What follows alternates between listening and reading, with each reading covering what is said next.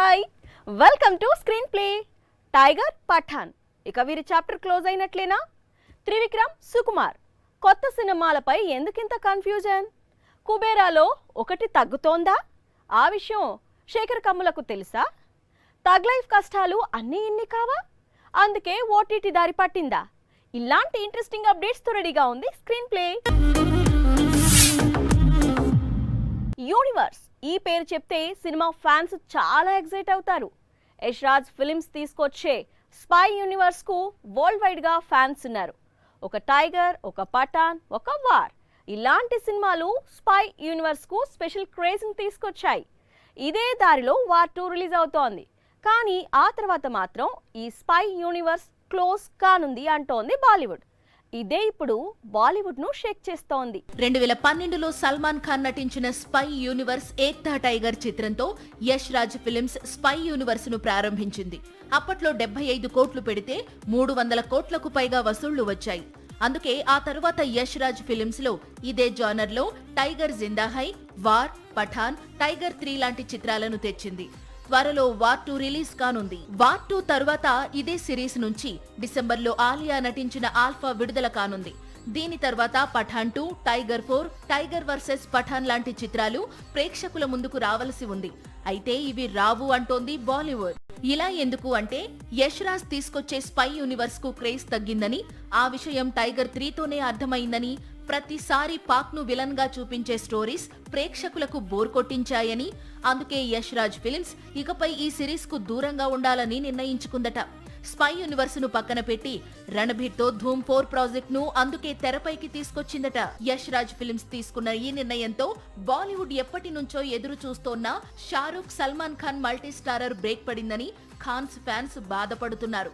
అయితే spy universe ను మొత్తంగా క్లోజ్ చేయడం లేదని, ఒక న్యూ స్టోరీతో స్పై యూనివర్స్ ను రీసెట్ చేస్తామంటోంది యష్ రాజ్. అందుకోసమే కొంతకాలం స్పై యూనివర్స్ కు బ్రేక్ ఇస్తామంటోంది. అసలే ఇండస్ట్రీ చాలా సమస్యల్లో ఉంది. ఈ సమయంలో ఇద్దరు దర్శకులు ఇంకా కన్ఫ్యూజ్ చేస్తున్నారు. ఇద్దరు స్టార్ డైరెక్టర్స్, పైగా ఇద్దరి చేతిలో స్టార్ హీరో డేట్స్ ఉన్నాయి. కానీ ఎవరితో మూవీస్ చేస్తున్నారో చెప్పటం లేదు. దాంతో టాలీవుడ్ మొత్తం గజిబిజి గందరగోళంగా మారుతోంది. గుంటూరు కారం తర్వాత త్రివిక్రమ్ తెరకెక్కించబోతున్న చిత్రం ఏంటి? అల్లు అర్జున్ తో మూవీ చేయాలి. కానీ బన్నీ వెళ్లి తమిళ దర్శకుడు అట్లీతో బిగ్ మూవీ చేస్తున్నాడు. మరి త్రివిక్రమ్ సంగతి ఏంటి అంటే నలుగురు హీరోల పేర్లు వినిపిస్తున్నాయి. వెంకటేష్, రామ్ చరణ్, అల్లు అర్జున్, రామ్. ప్రస్తుతం ఈ నలుగురు హీరోలతో త్రివిక్రమ్ సినిమాలు చేస్తాడట. ముందుగా అయితే వెంకటేష్ తో మూవీని స్టార్ట్ చేస్తాడట. ఈ చిత్రం జులై నుంచే సెట్స్ పైకి వెళుతుందిట. ఇక రామ్ చరణ్ తో చిత్రాన్ని వచ్చే ఏడాది ఇదే సమయంలో షూటింగ్ ను ప్రారంభిస్తాడట. ఇటీవలే లైన్ చెప్పి చరణ్ ను ఇంప్రెస్ చేశాడట త్రివిక్రమ్. ఆ తర్వాత యంగ్ హీరో రామ్ తో మూవీ ఉంటుందిట. ఈలోపు అట్లీతో మూవీని అల్లు అర్జున్ రిలీజ్ చేస్తాడు. ఆ తర్వాత వచ్చి త్రివిక్రమ్ తో మైథాలజీ మూవీ చేస్తాడట. ఇక పుష్ప 2 తర్వాత సుకుమార్ సినిమా ఏంటనేది కూడా కన్ఫ్యూజ్ చేస్తోంది. అందుకు కారణం రామ్ చరణ్, త్రివిక్రమ్ కాంబినేషన్ లాక్ అవటం. అయితే పెద్ద తర్వాత చరణ్ ఇటు త్రివిక్రమ్ తోనూ అటు సుకుమార్ తోనూ ఒకేసారి సినిమాలు ప్రారంభించే అవకాశాలున్నాయట. త్రివిక్రమ్ తో మూవీని చేస్తూనే సుకుమార్ తో ప్రెస్టీజియస్ ప్రాజెక్ట్ చేస్తాడట. ఈ లైనప్ లో ఎలాంటి మార్పు లేదని మెగా కాంపౌండ్ చెప్తోంది. శేఖర్ కమ్ముల చిత్రాలు అంటే సూపర్ హిట్స్ మాత్రమే కాదు, మ్యూజికల్ హిట్స్ కూడా ఉంటాయి. శేఖర్ కమ్ముల చిత్రం విడుదలవుతుంది అంటే వచ్చిండే, సారంగదరియా లాంటి పాటలు టాలీవుడ్ ను షేక్ చేస్తూ ఉంటాయి. ఇప్పుడు కూడా శేఖర్ కమ్ముల కొత్త చిత్రం విడుదల ఉంది. కానీ ఎక్కడా సాంగ్స్ హడావిడి లేదు. ఇది శేఖర్ కమ్ముల కొత్త చిత్రం కుబేరా. నాగార్జున, రష్మిక, ధనుష్ లాంటి స్టార్ స్టార్లు ఈ చిత్రంలో ప్రధాన పాత్రలు పోషిస్తున్నారు. ఇప్పటి వరకు 3 పాటలు రిలీజ్ అయ్యాయి. అయితే ఏవి కూడా కుబేరాకు క్రేజ్ తీసుకురాలేకపోయాయి. మామూలుగా శేఖర్ కమ్ముల సినిమాలు అంటే సాంగ్స్ యూట్యూబ్ ను షేక్ చేస్తూ ఉంటాయి. శేఖర్ కమ్ముల కెరియర్ బిగినింగ్ నుంచి ఇదే ట్రెండ్ కనిపిస్తూ వస్తుంది. ఎప్పుడో రిలీజ్ అయిన లైఫ్ ఈజ్ బ్యూటిఫుల్, అనామిక లాంటి చిత్రాల్లో పాటలు తప్పితే ఫిదా, లవ్ స్టోరీ లాంటి చిత్రాల్లో పాటలు టాలీవుడ్ ను షేక్ చేశాయి. యూట్యూబ్ లో రికార్డు కొద్ది వ్యూస్ అందుకున్నాయి. అసలు శేఖర్ కమ్ముల చిత్రంలో పాటలు, సాహిత్యం, సంగీతం గురించి ప్రేక్షకులు చాలా ప్రత్యేకంగా చెప్పుకుంటారు. కొంతమంది ప్రేక్షకులైతే ఆయన సినిమాల్లో పాటలు చూసేందుకు 2-3 షోలు వేసిన సందర్భాలు కూడా ఉన్నాయి. మ్యూజికల్ బ్లాక్ బస్టర్స్ కు కేర్ ఆఫ్ అడ్రస్ నిలిచే శేఖర్ కమ్ముల ప్రస్తుతం కుబేరా లాంటి చిత్రాన్ని తీస్తున్నారు. తన కెరియర్ లో మరోసారి భారీ ప్రయోగాన్ని చేస్తున్నాడు. అయితే దేవిశ్రీ ప్రసాద్ లాంటి రాక్ స్టార్ మూవీకి వర్క్ చేస్తున్న సాంగ్స్ మాత్రం ఇప్పటికీ సౌండ్ చేయకపోవడం చాలా మందిని ఆశ్చర్యపరుస్తున్నాయి. శేఖర్ ఈసారి కంటెంట్ ఓరియంటెడ్ మూవీతో కేవలం బ్యాక్గ్రౌండ్ స్కోర్ తో ఇంప్రెస్ చేసే విధంగా స్టోరీ నరేట్ చేస్తాడు అని ఆయన ఫ్యాన్స్ ఎదురు చూస్తున్నారు. ఓటీటీకి దూరంగా ఉండాలి, థియేటర్కు ఓటీటీకి బాగా గ్యాప్ పెంచాలి.